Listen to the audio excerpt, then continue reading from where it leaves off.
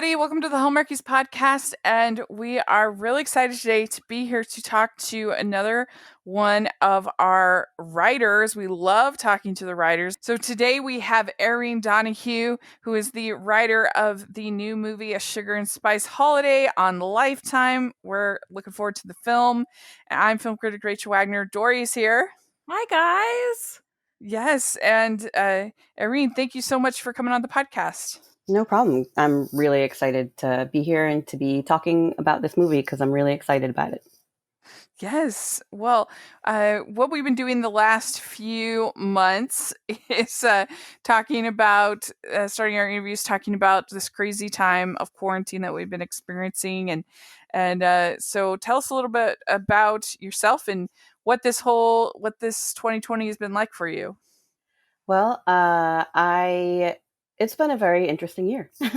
I am originally from Rhode Island. I grew up just a little bit outside of Providence. I'm the youngest of 7 kids. I've got a big old family. My father is Irish Catholic and my mother is Vietnamese.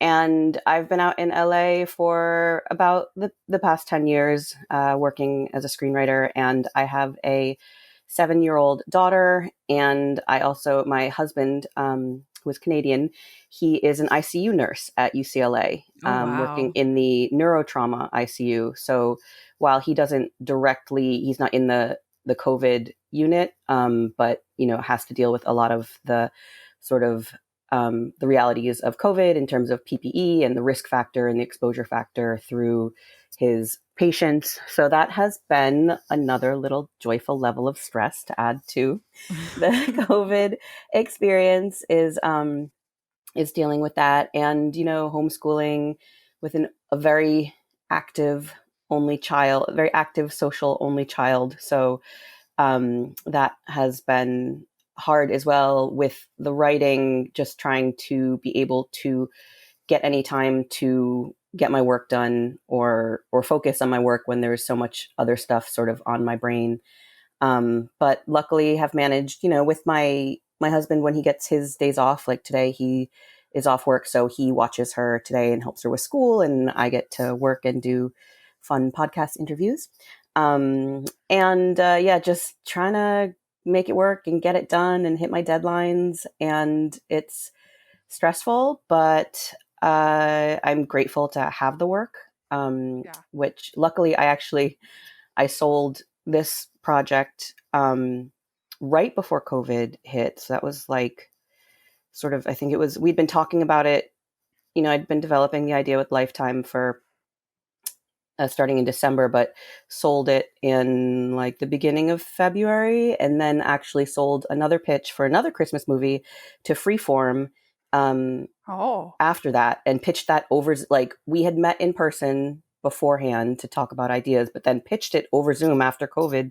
I was supposed to go in for in-person pitch, and everything shut down, and so pitched over Zoom and sold it. And so for both of these projects, everything has been virtual. Like, the producer on my on the Lifetime movie, who I adore, Nancy Bennett, we've never met. Everything has been virtual. All of my notes calls, everything. Normally there'd be a lot more in-person interaction, but it's all moved online now, and it's worked out. So, it's been good. Were you afraid that there weren't going to be any Christmas movies at a certain point, or were you pretty confident that? Well, from the very beginning with Lifetime, Freeform, that one's a sort of longer process and a longer development process. So that wasn't as affected by it because I knew it wasn't going to be shooting this year. I'm actually just in the middle of writing the first draft right now. So that one I wasn't as concerned about. But the Lifetime one, it definitely, from the very beginning, we were very aware of, well, not very aware, because we had no idea. It was, March when everything was happening. And I knew that I had to get my draft in. I know that they have a certain timeline. So even without COVID, it's a very sort of like quick turnaround. So, sold it in January, was trying to get the first draft in by April-ish so that they have to go into pre-production. They have to shoot. Normally they would shoot in like June, July, so that it can air in December. And so with COVID, it was very much like, well, how are we going to do this? We don't know how we're going to do this. But then in the beginning, everyone thought it would be over sooner. So it was like, in March, everyone's like, well, in a couple of months, we'll be able to, no one expected, I think, in March that we would still be in lockdown 6, 7, 8 months later, that. So it was still like, oh, we got to get this done because when everything opens up again in June, we're going to shoot. So I always knew it was that they were going to make movies. There's always still, until they technically greenlight it, you don't know that they're going to make your actual movie when you write the script. They buy a lot of scripts or pitches, and not all of them make it through into production. So there's always that. But as it kept moving forward, they just kept being like, no, we're going to figure this out. We're going to get it done. I know that Christmas movies are a very important part of Lifetime's programming. And so they just put all their resources into it. And then things kept getting pushed back. But I was, I sort of followed their lead. They were like, it's going to happen. And I was like, okay, it's happening. And it happened. I don't know how they did it. I don't know how they managed to shoot all of these movies. Our movie was shot up in Canada. And so that's how I know a lot of them got done, was that they were shot in Canada and people did the quarantine and they cast Canadian actors and there were strict protocols on the set. And there was a lot of sort of budget cuts and things that we had, scenes that we had to change in order to comply with COVID and to sort of lower the risk. So less crowd scenes, fewer extras, fewer people in scenes and things like that, and a shorter shooting timeline than normal. And unfortunately, I did not get to go visit the set, which I was bummed about, but it got made, and it's a Christmas miracle that all of these movies somehow got made. Hats off to the production and the editors and the cast and everyone who, did the work to actually get it up on screen. And is this your first Christmas movie that you've written for? It is my first Christmas movie. I had actually written a movie for Lifetime that came out a couple years ago called Drink, Slay, Love, which was a teen vampire movie adaptation of a YA book. And so that was my first experience working with Lifetime, and had a really great experience with them. And then, so last year, I'm a huge fan of Christmas movies. I watch them all the time. And last year I had sort of noticed that it was becoming sort of a bigger thing, and had read something where it was like, Hallmark made 40 Christmas movies, Lifetime's making 30, Netflix had made about 10. And I was like, wow, this is a huge market in terms of being a writer. And so I was like, I want in on this, get me in on this Christmas movie action, because they make them every year. So no one makes 100 of any other type of movie a year. So I had some ideas, and I reached out to an executive at Lifetime that I'd worked with before and asked, if she was interested in working with me on a Christmas movie. And so I went in and I pitched her some of my ideas. And one of them, I had watched, what was it? It was like on the Food Network, like the National Gingerbread Baking Competition. I don't know if you've ever seen that, but if you haven't, you need to watch it. It is amazing. These people are insane. Yeah, they're and crazy. The things that they can do with gingerbread and frosting and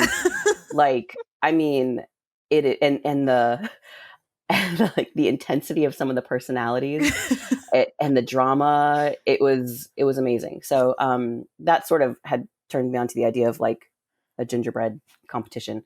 And our movie is nothing like that. It's very much like a down home sort of like local competition. But that was where the idea originally came from, was like, oh, I want to do something about gingerbread baking. So would you describe yourself as a pantser or a plotter as far as your writing? Do you plan it out? I definitely plan it out. Well, it's sort of like it goes back and forth. I just I bounce ideas around in my head for a little while and see what sticks, and then and then once like I come up with a concept, then I usually actually go into figuring out who the characters are. So first it's like the idea for the story, the concept, the general premise. Then I have to figure out who are these characters, the main characters, like what are they like, what sort of drives them, what are their personalities, what are their flaws, what are their challenges, and then I plot out the actual storyline. Because I have to, and then and then you go through a lot of steps with that in terms of the development process. So, you send in, you've got your original pitch, they buy the pitch, and then the first step of any contract is to write the outline. So you can't just be like, I'm just going to write the script and see where it goes. Like if you've sold a project, they require an outline. They're never going to let you just like go. If you're doing it on your own and that's your process, then you can do that because you can sell scripts. It's called if you write what's called a spec script, it's like you've written the script and then you try to sell the completed script. But if you sell a pitch where you've sold your idea, then you have to write the outline. And for me, either way, I always have to write an outline. I need to know where I'm going, what is happening, and work out all of it's like a blueprint. You're going to build a house. You need to know that it's structurally sound. So when like, what is the challenge here? What is the goal? What is the quest? What are the issues that they're at? And you put all of that together so that when I go to write a script, it actually sort of frees me up because I change it. It can be what comes out in the script might actually be very different than what I've plotted out in the outline, but I need to have that outline there so that I can make changes that mean that it's not going to all fall apart in the long run. So how did you originally get your contacts with Lifetime for, you said, the vampire movie? So I took a sort of roundabout route into screenwriting. Like I said, I grew up in Rhode Island. I went to Brown where I was like a huge film nerd growing up. I worked in a video store. I thought I was going to be like Quentin Tarantino. I was obsessed with old Hollywood, all of that stuff. But then when I went to college, the film department was a little bit too theoretical for me. And so I ended up taking a lot of creative nonfiction classes and writing a lot of memoir pieces about my family, and then was actually a history major because to me, history is just stories that, may or may not be true. We'll see. Some of that history depends on who wrote those history books a long time ago.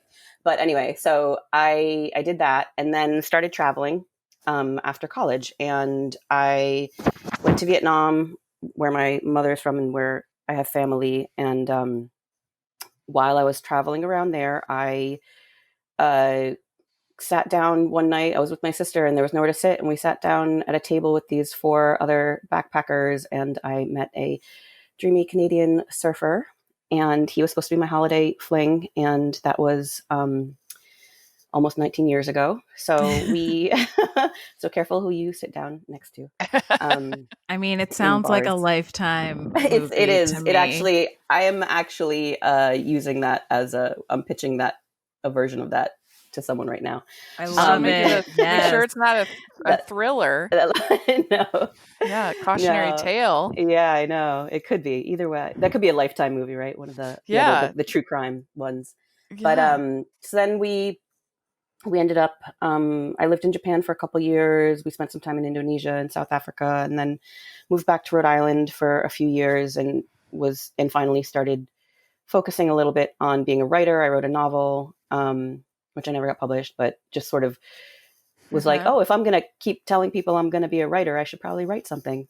And so I was in Rhode Island, and I was bartending and tutoring and freelance writing and all of those things that you do when you're trying to be a writer.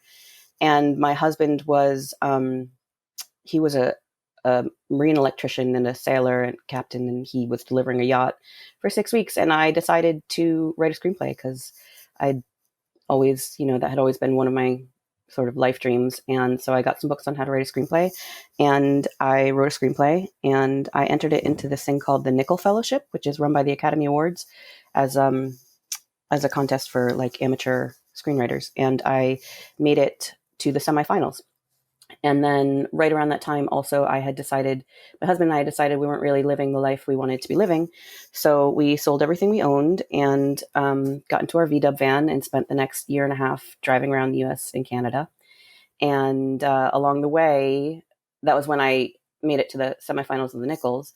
And that got me enough sort of credibility to sort of start reaching out to people. And I connected with my manager, and he was like, well, if you really want to do this, you got to move to LA. And I was like, park down the street, done.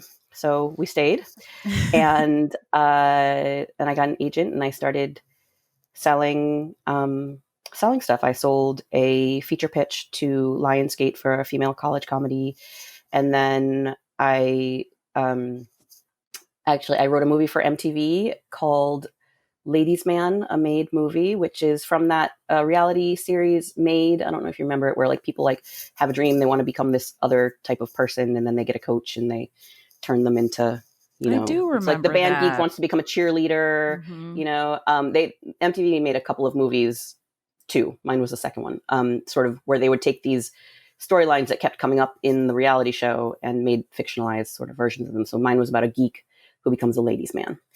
And so that got made. And then I sold a TV pilot script to ABC Studios called Borrington, which was based on the time when the town that I grew up is called Barrington, and we used to call it Borrington growing up. And so the show was about when I moved home to live with my parents when I was 30. Right after my husband and I got married, we actually ended up living with my parents for 5 months. So sort of off of that premise, I had written this show about a woman who moves home to live with her parents. And then after that, you know, just kept writing. I wrote a couple TV movies, and one of them was for Lifetime. And I had a wonderful experience working with them. So just kept in touch with them over the years while I've done a couple of other, I wrote a TV movie for Disney Channel that never got made. Also, still hoping, a teen musical about kids at a cooking camp called Rock the Kitchen, which was super fun. That sounds good. And the stuff that I write is sort of all over the place. It's I started off doing R-rated female comedy, much in the vein of Bridesmaids, and I still love to write stuff like that. But I've also done a lot of, you know, family films. I have, I think, 15, 16, I don't even know. I can't keep track of them anymore. I have many nieces and nephews. As I said, I'm the youngest of 7. So lots of nieces and nephews. And so love, and have a 7-year-old. So I've watched a lot of kids television. And so that's been a fun space to write into as well. Stuff that they'll enjoy. And then I also have my sort of passion project is this script that I wrote about motherhood and mom rage and loss of identity, and it's called Time Out. And we have Lucy Liu is actually attached to direct and star in and produce it. So hopefully we will get finance. COVID has sort of slowed that process down, but I'm working on that. And then, I guess I have an agent, I have a manager. They're both wonderful. And so they do a lot of the legwork for me in terms of they get me meetings. I go in, you have these general meetings, you meet with them, you see if you like each other, you want to work with them. Maybe they have an idea that they want you to work on. Maybe you have an idea, and then you just develop them together and try to sell them. And sometimes you sell them and they don't get made, and sometimes they do. And sometimes that connection leads to another connection. They recommend you to this person. It all sort of, and then you use your own sort of personal contacts as well. If I live in LA, there's a lot of people that you sort of meet or become friends with that are also working in the industry. And so they can connect you to other people, or a friend from high school or a friend from college. You know, you just try to get your ideas out there in front of the right people and hope that it all comes together. Wow. So you've done a lot of writing. Is that's where some writers, I think, find sort of their niche, and that's kind of what they write, whereas others kind of like to jump around. So would you say that, or are you kind of now sort of kind of finding what it is your specialty, and kind of focusing on that now? Well, I definitely jump around because mama's got to pay rent, so Yeah. you gotta, Yeah. I will write what people hire me to write. So there's stuff that I do on my own and my own ideas, but there's also definitely like oh, hey, there's, this production company is looking for a writer to do whatever the project is, and are you interested? And I'm like, yes I am. Like, sure, I will adapt that, alien space hooker comedy. Like, sure, Yeah. like, Yeah. I'm your girl. And so That's my thing is, funny. I always try to find. I mean, I definitely I write mostly comedy, or comedy, dramedy, family films. I try to work on projects or try to go for projects that I have some sort of personal connection with, or can find a sort of way into the story that I connect with it enough to want to spend as much time and energy as you need to, in order to write it. But that being said, you don't necessarily always have the luxury of being picky and choosy about the projects that you get hired to write. But if I'm going to write something on spec, which is like when you actually just write it on your own, without sort of Mhm. pre-selling it, then those are things that I'm more passionate about. Those are, I would always rather write my own ideas, um, but that's not the case in the way that the industry works. So you have to find things that and people that hopefully you enjoy working with, and then put your own sort of personal voice and spirit into whatever the project is that they want you to write. So it's a sort of a mix between uh, selling out and staying true to yourself. So one of my writing mottos is, either give them what they want or make them want what you have to give. So a I blend of love those that. two things, is how I And try to look at it. yeah, when you said that about writing what people want to, writing what people have requested of you to write, it made me think of so in my day job, I run a corporate blog and also a social media for a company, and so I have to come up with different topics for the blog and when I did a whole series on the ingredients of the particular product. And so I had like a series of probably 7 or 8 articles on different ingredients in these products. And I had a whole piece on just water and the water things. And I was talking to one of the other ladies who runs the Facebook, and she was like, wow, you can write about anything. Yep. It's like, just give me a It's topic and we're good. and pay me, Yeah, and that's right. We'll find a and I way. will I will write about it. Yep. Yeah. Well, But I mean, I've been, I actually, that being said, I do really enjoy Christmas movies. So this has mhm. been a nice little sort of pivot in terms Yeah. of my career, because it was fun to write. It's fun to come up with these ideas, and right now I'm pitching like 3 other Christmas movies, and because That's that's awesome. what people, I've sold 2 Christmas movies in the past year, and so it's like, okay, let's keep this going. And also because I have successfully gotten one made, then people are more likely to Mhm. Right. buy from you. So I'm like, okay, well, and then you end up working with the same people a lot of the time too. And so it's like, oh, okay, you've written, this is my second Yeah. movie for Lifetime. It was a great experience both times. So hopefully I will be writing another one for them. And it's fun to try to, I mean, they're so similar. There's only so many pieces out there, and they are, formulaic. And so trying to find a fresh take on the Christmas movie is challenging for me.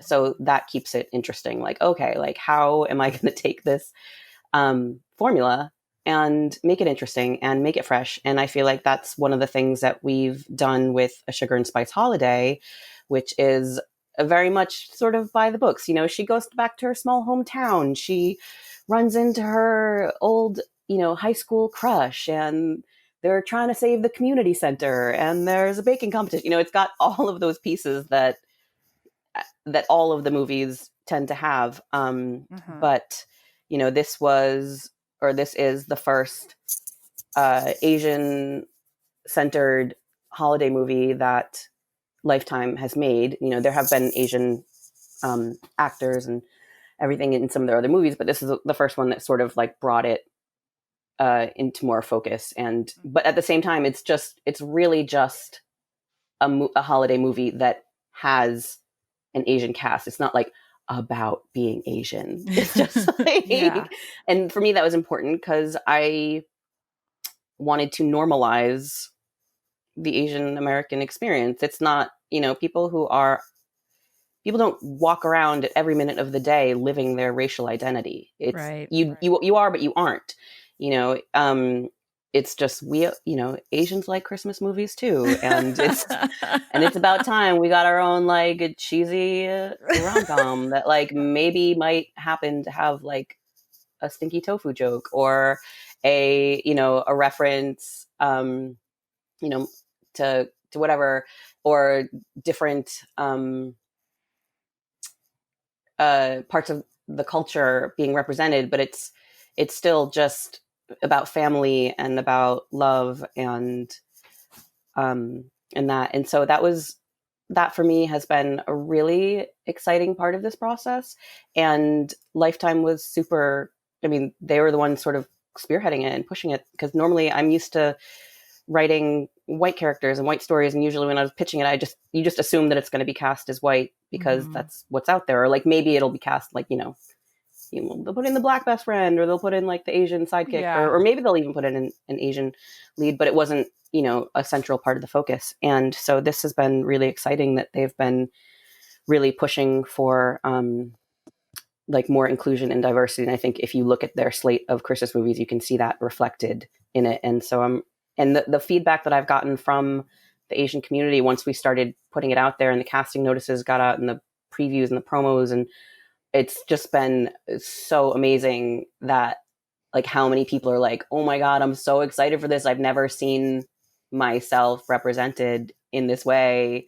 Like I never thought like a Lifetime Christmas movie would be like such a huge bump in my career or like level of excitement that people have for it, beyond like, oh, my mom's excited to watch it, or you know, like that a greater community of people who have never gotten to experience that level of representation are getting it. And it's just, and like, you know, some of the actors I've heard from them that, you know, how exciting it was for them to be on a cast and look around, be on set and look around and have it just be like so many Asians. And we have a wonderful director, Jennifer Liao, who also like gave her, you know, put her own vision on it as well and added to that. And so that that aspect for me has been really exciting.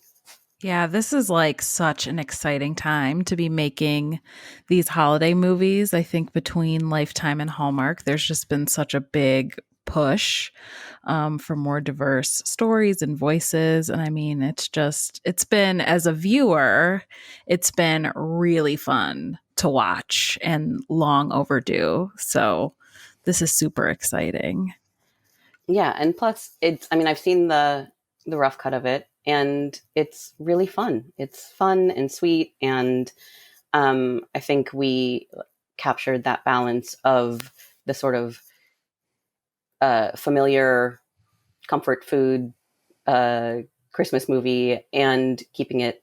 We've got a couple of little twists and stuff in there that I think make it very fresh and unique. And so I'm really excited for everybody to see it.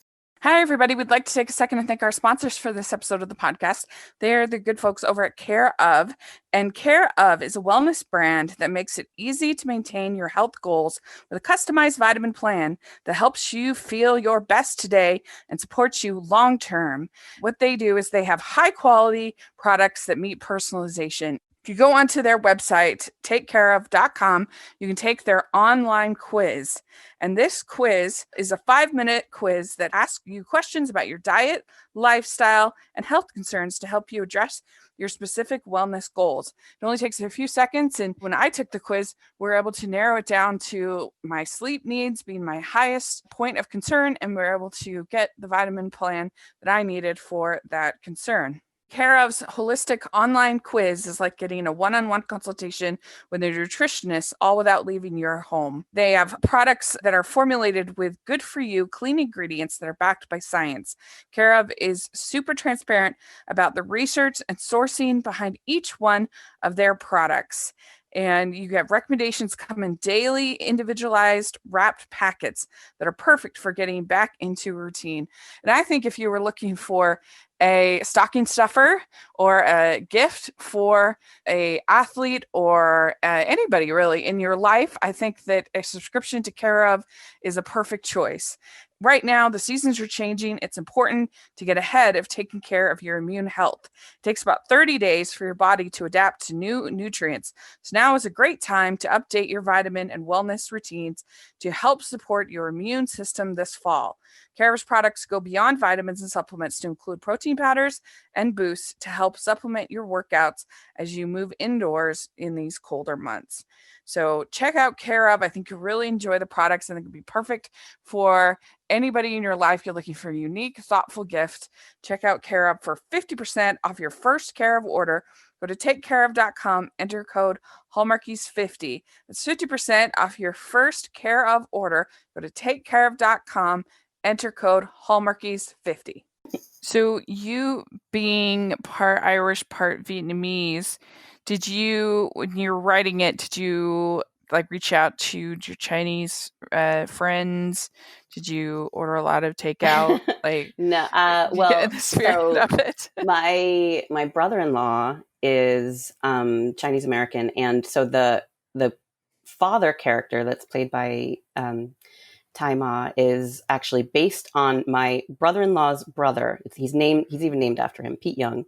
Shout out to Pete Young if you're listening. So my brother-in-law Perry Young, his brother Pete was the inspiration for the father's character. Their father had owned a Chinese restaurant, and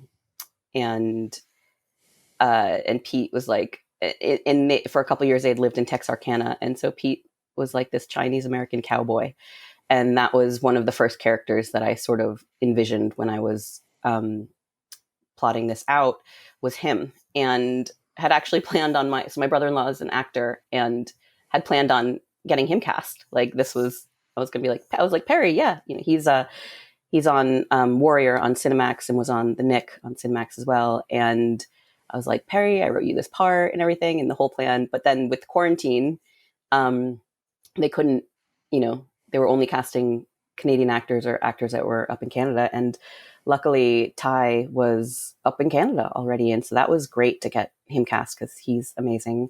And so that was sort of where that character came from. And then out of that, just the idea that it was going to be a Chinese family. And so I did reach out though to him and to some other friends in terms of like certain Christmas traditions that maybe they grew up with that were specifically Chinese. And I know that Jennifer put in some of her own touches as well. But a lot, like I said, part of it, the movie it's not about, being Asian. So there is that sort of universal character stuff. And a lot of it is more just general Asian American.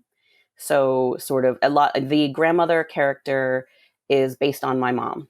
Her name, all the grandkids call her Nema, because my nephew, when he was a baby, couldn't say grandma. So she became Nema. And so I named the grandmother character after her. And she very definitely has my mother's spunk and character, and and same with the mother character as well. Like there's some of my mom in her, and Susie, the main character. All of my characters, I'm like kind of, I always use myself and people I know. It's sort of a combination of that. And so I tried to put some of my own experiences into her character. So it's not necessarily like specifically Chinese, but it's some of those comments or those moments or the things about that you experience as an Asian person in this country that sort of transcends specific ethnicity.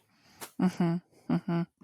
So with Jackie Leigh and Tony Garreau, was that who you was that close to what you envisioned as you were writing for your leads? Definitely. I didn't have anything to do with the casting, Right. but and also like Jackie, it turns out when they told me she's actually Vietnamese, which I was like, what?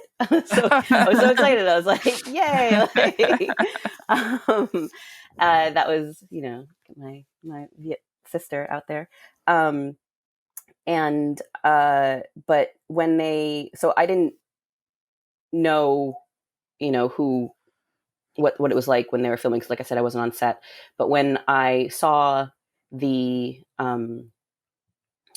the rough cut, I was so happy with it. Like, everyone did such a great job, and they're totally what I pictured the characters as. It's hard because the movie lives in your head when you write something, and it's so specific. And I've said that line of dialogue in my head a million times.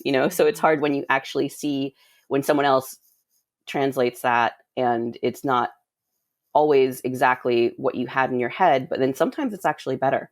And and sometimes it's just, and sometimes it has to be different because things have to change when they're filmed.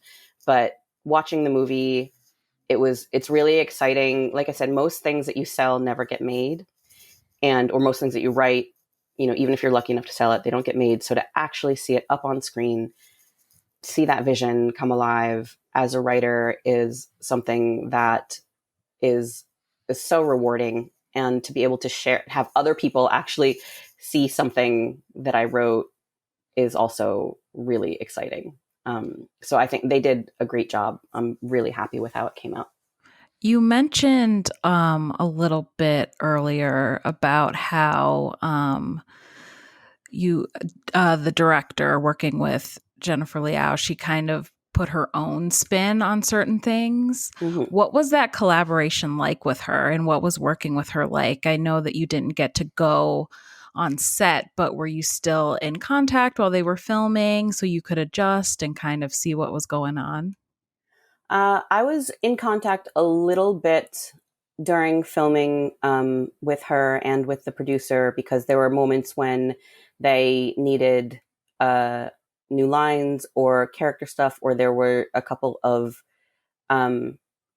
issues with the cast or scheduling where we had to change stuff. And suddenly, like, this character isn't in the scene anymore, so we need to rewrite this scene. So things like that, I was in touch with, and they would send me, pictures from the set, and that was great. But it was very much for writers. Usually, sometimes after you hand in your script, like, you have no contact and you don't know what's going on. Right. It becomes the director's film, basically. And whatever they decide to do is what they decide to do. And you don't have any control over that. And so it was wonderful that Jennifer and Nancy were so communicative and still made me feel like I was a part of the process. And they would just, send me updates and everything. But I didn't really, once it's in their hands, the visuals, you've set things down on paper in terms of like what's happening, and a few details about, the setup, and maybe some of the decorate, like the scene specifics. But then you've got the costume designers, or the set designers, who are putting all of that stuff and their own vision onto it. And then the director, however they decide to shoot a scene, and the pacing and the performances of the actors and things like that. And that was all her, and she did a great job. And so I think I was really lucky to have that level of communication with them. In a movie where there's a lot of baking like this, do you yourself end up doing a lot of baking? I love to bake. I do, but and I at the beginning of quarantine, I was all like, "We're gonna bake something every day. This is gonna be our activity." Like, I went to the store and like loaded up on all our baking supplies, and all of our craft supplies and everything. And but then, like, it takes you spend like an hour baking something, and then you spend 2 hours cleaning up after the mess that you and your 7-year-old have made, and then you spend like the next 3 days being like, no, I already said you had a cookie, okay? You had one cookie today. No, like no more cookies, so like all of a sudden you just have like all these baked goods like sitting in your house, and you're like already trying not to gain the quarantine 19. And so then I kind of cut back on the baking a little bit after the first little bit, but I do really enjoy baking. My mother's a really good baker. My mother-in-law is a really good baker. My husband and I watched the Great British Bake Off. My husband is he bakes bread. So he's like the sourdough, like amazing bread. So there is definitely a lot of baking going on in our house. And I get to count it as research for work. Yeah. So you two are the reason why the flour prices went up, right? Yes, but I will say he's been baking for a couple of years now. This was not a quarantine thing. This was my brother is a big baker as well, and he got him into it. And so so the bread baking has been going on for a couple of years. But yes, we do have, I believe there is a 50-pound bag of bread flour in our back room right now in preparation for the long cold winter. So yeah, lots of baking going on here. And is it a gingerbread house competition in the movie, or just a gingerbread competition? It's a gingerbread competition, and the final competition is there's like 3 rounds. Oh, okay. And so they find out each round, involves gingerbread, but then they find out like the day of, or like right before the competition, what the actual challenge is. And then the final one though is like the showcase sort of gingerbread house. Yeah. So when you have a festival like in this film, that's challenging. It must be challenging in COVID to figure out how to do the town festival.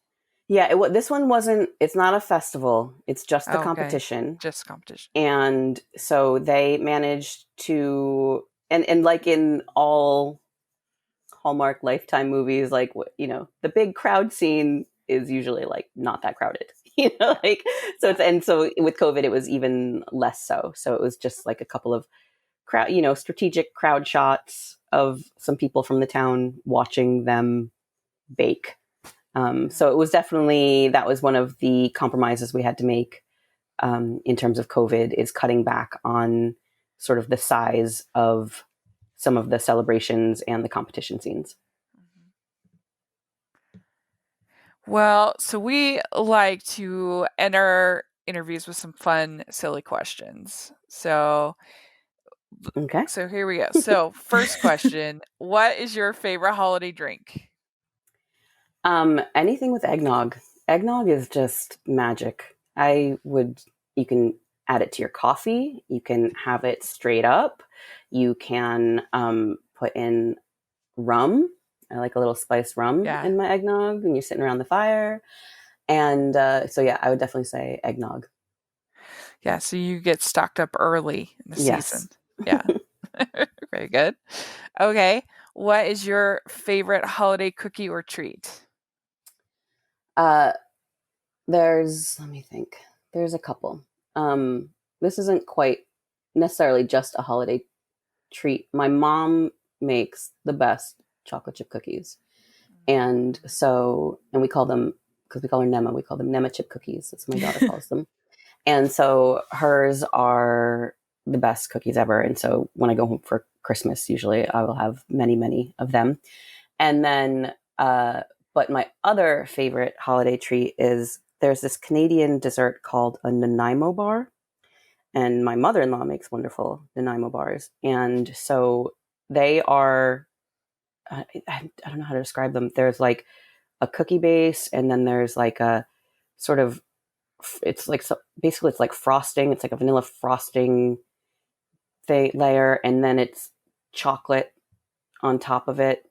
And they're best when they're frozen, and they're absolutely amazing. And I think it's probably why I married a Canadian, so that I could have that and poutine. So that I could have. What are they called again? Nanaimo bars, Nanaimo, which is a town on Vancouver Island, and I believe that's where the recipe started. So, And it's like a frozen bar. no, I prefer them frozen, but like you serve them regularly. Like you don't have to. They're not necessarily frozen. That's just my favorite way of eating them. Do they And have they're like so good. coconut in them? Yeah, it's like a coconut I've graham had that cracker before. base. Yeah. And then there's this layer that's like use this thing called Bird's custard powder, and is it condensed milk or just regular milk? And then you put it, but it's like basically it tastes like frosting. They're like so vanilla good. Frosting, and then you like melt chocolate on the top. Mm-hmm. There's like a ganache on the top. Yeah, it's so good. They're amazing. I think you need to work those into your next Christmas movie. I agree. Yes, totally. That sounds really good. So whenever we go up to Canada for Christmas, I get a lot of those. So that's they're so good. I highly recommend everyone Googling that recipe and making them for Christmas. Yeah. So what is your favorite Christmas song or carol? Let me think. Right now I've got two that are on probably because they're on the Spotify playlist of Christmas. When I say like, hey Google, play Christmas music, these are the first two. And you got like Mariah Carey, All I Want for Christmas is always a classic. It just the best. It's fun to sing along, it makes you want to dance, makes you happy. And then George Michael, Last Christmas. Those are my two faves. Oh, and actually also I am a huge Taylor Swift fan. So the Christmas Tree Farm song that she put out last year, I love that song. All things Tay Tay, but Tay Tay and Christmas, like that's just magic. Very good. All right. Do you have a favorite classic Christmas movie? Classic Christmas movie. Does Scrooged count as a classic Christmas movie? Yeah, sure. Like Bill Murray. I mean, he's awesome, and I love that movie. So that one would definitely be the top of my list. Yeah. It's a really good one. I love Carol Kane in that movie. She's so good. So funny. Yeah. All right. What is your favorite holiday tradition? Favorite holiday getting the tree tradition. It's hard. My traditions are all over the place. There's like the traditions that I grew up with in my family. There's traditions with my husband's family, with my kid. And this year we are creating all sorts of new Christmas traditions because of COVID. This is actually the first time that we will be spending Christmas in LA. Normally we alternate between my parents in Rhode Island and my in-laws up in Canada. And so we never really have a Christmas tree. And so I think that is one of my favorite traditions, no matter where I am, is putting up the Christmas tree. I like sparkles. My parents put on tinsel, like all the old ornaments from when we grew up. We always put it up on the December 18th, which is my brother's birthday. And then we would take it down January 8th, which is my mother's birthday.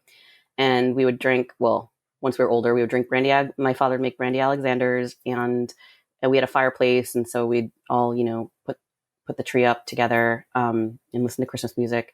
And then, so this year, we never had a Christmas tree here because we were always gone. And like we literally, it was like we had like this 12-inch little Christmas tree that we'd put on the table. And so this year we have a Christmas tree. It's still little because our house is really small. It's like 4.5 feet, and it's fake, and it's got like it's green but with like pink spray paint on it. And we just put it up. I was like, okay, well, we're gonna start early. We did it on December 1st, and it's loaded down with so many ornaments and sparkles and rainbow garland, and went to the dollar store and got like pink sparkle everything. And so we decorated, so we ate I had baked some of using my mom's recipe, I baked some Nema chip cookies, and we drank some eggnog and played Christmas music and decorated the tree. And my daughter is really excited to finally have a Christmas tree in the house. And we put up all the decorations, and we're just going all in on Christmas this year because, like I said, it's our first Christmas here in LA, and my husband actually, he was supposed to work on Christmas, and then, but for whatever reason, got Christmas Day off. So it'll be just the three of us. But looking forward to, my daughter getting to like open all of her presents and doing whatever we can to sort of make this year special. Was the first year of the Yuletide Zoom calls. Yes. For Christmas.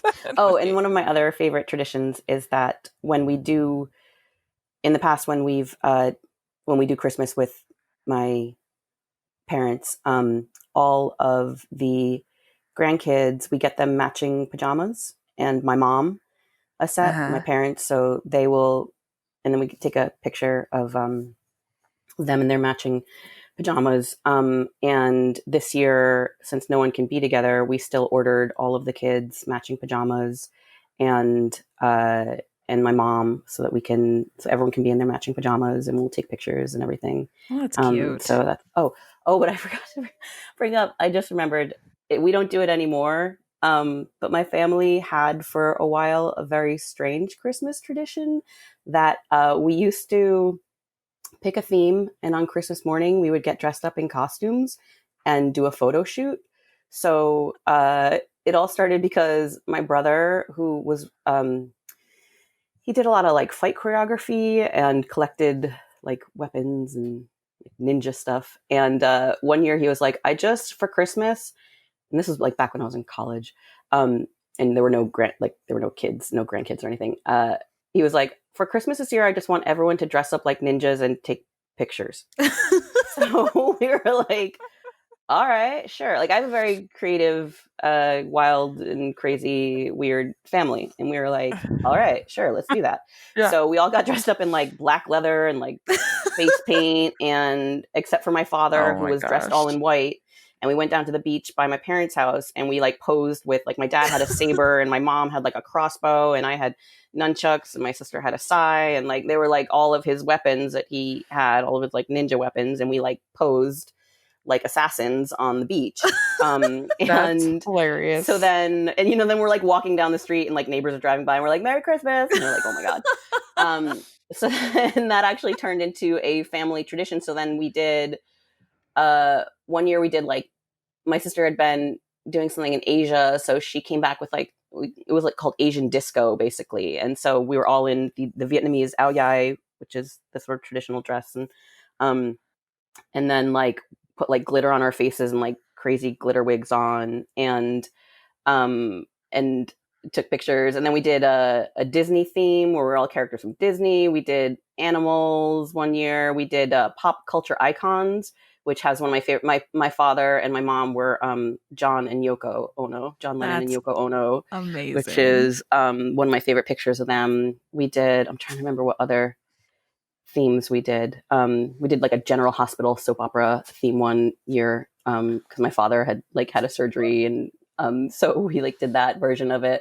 So we did that for a couple years, and then once people started having kids, it sort of became a little bit too difficult to pull off. There are now like 30 people in my immediate family, so it's really hard to like wrangle, even though we don't always all spend Christmas together. It's a little bit harder to wrangle everyone into it, but that we have some pretty amazing Christmas pictures from that tradition. So that would be my favorite Christmas tradition from my family, I think.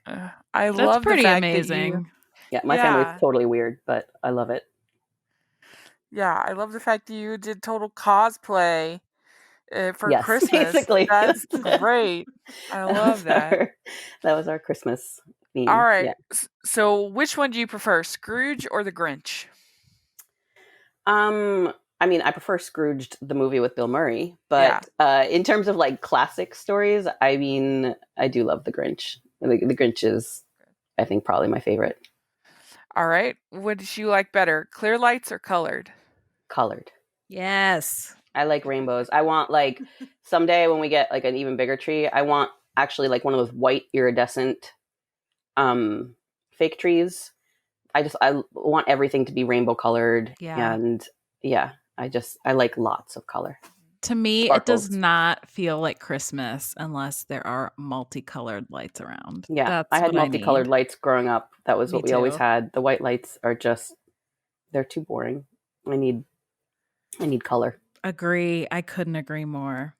What about you, Rachel? Do you have a preference? Although this year I have clear outside, but in general I like colored lights outside and then clear lights on the tree. Okay. But yeah. Okay, I guess. Like, Well, I mean, to each, Fine. to each their own, I Yeah. guess. If I would had you- known that before, I don't know about this podcast. Really should put in a disclaimer. You really need to warn people that you are a That you are clear a light. Clear light. It's okay. Yeah. Some of my best friends are clear light people. My sister only has clear lights on her tree. It's okay. You'll get through this. We still With- love you. Oh, thank you. It's just a phase. That's a really It's just a phase. It's just a phase. But would you rather be in a snowball fight or build a snowman? Snowman. Okay, good. Would you consider yourself a good gift wrapper or not? No. I'm like, just like, there's just too many. I mean, I suppose if I was like really trying, then I mean, I could wrap a gift nicely, but like, what's the point? They're just going to tear it open anyway. Mhm. And I have a million presents to wrap. And yeah, but I do like, for birthday gifts, often like what my daughter and I do for her friends was we would just take regular paper and wrap it in that and then just like throw a ton of stickers on it and she would draw on it and like decorate it that way. So for Christmas, that's too much, but I do like trying to make it individual for birthdays. That sounds good. All right, last question. Do you have an ugly Christmas sweater? You're there in LA, so maybe an ugly Christmas t-shirt is better than that. But you have one. I don't. I do love them, but I have never had a reason to actually like buy one. But I would love to have one. I should go out and get one. I do have some Christmas leggings. I'm big on the leggings. I like printed leggings, and so I do have a pair of Christmas ones with Rudolph on them, Cute. which I actually wore when I went in for my initial pitch meeting at Freeform. I like wore, even though it was in February, I was like all Christmased out. I had like jingle bell necklace on and ornament earrings and my Christmas leggings on, and they're like, "Whoa, you are committed." I was like, "Yes, I am. I'm committed to selling this project." You're like, you're talking to the Christmas ninja. Yes, You didn't know. That is me. I'm all out, all about that. Well, great. Well, thank you so much for coming on and talking with us. This was really fun to get to know you. Hopefully we can have you on again another time. We're really looking forward to for the new free hopefully there will movie. be many more Christmas movies Yeah. in my future, because like I said, it's really fun, and I think it's, people really enjoy them, and yes, it is a level of, it's like comfort food, but I think we all need a little bit of that right now, and so I'm happy to be a part of that experience for people. And thank you for inviting me on this podcast and spreading the word about Sugar and Spice Holiday. We Do you can't have wait. Do you have any social media you want to share? No, mine it's mostly just personal, for family and friends and stuff like that. I don't do a ton of other like promotional stuff on on social media. Yeah, I totally understandable. So Dory, how can people find you? You can find me at All the Feels Pod on Twitter, on Facebook, and you can listen to the podcast wherever you prefer. And you can find me at Rachel's Reviews, all of our social media, iTunes, YouTube, and on Rotten Tomatoes. So check that out. And make sure you're listening to the podcast, to Hallmark Geese Pod and Hallmark Geese Podcast, all over social media. And if you're listening on iTunes, please leave your ratings and reviews. We really appreciate that. And we also have our Patreon group, merch store, all the information in the description. Check that out. And thank you again so much for coming on. We really appreciate it. And Merry Christmas, everyone. Thank you. Merry Christmas. Happy holidays.